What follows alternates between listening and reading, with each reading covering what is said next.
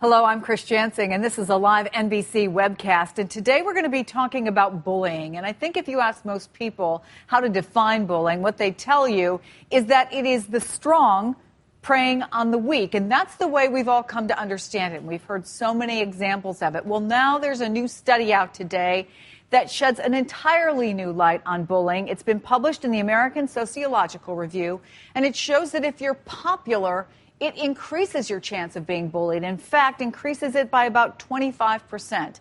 Joining us now is the author of that study, Dr. Robert Ferris, who is an associate professor of sociology at UC Davis. Coming up in a little bit, we'll also be joined by psychiatrist Dr. Gail Saltz, and both of them will be answering your questions. But let me start with you, Dr. Ferris, because this really flies in the face of what most people, I think, believe they knew about bullying.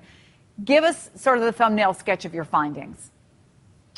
Well, essentially, we looked at the social networks, that is the pattern of friendships among roughly 4,200 kids over the course of a school year. And we wanted to see what the relationship was between social status and the likelihood of being victimized by peers. And what we found was that as kids became more popular, the risk increased. The rate of a kid at sort of a typical kid at the middle of the school hierarchy, if that kid moved to the 95th percentile, his or her risk would increase, victimization would increase by approximately almost 30%.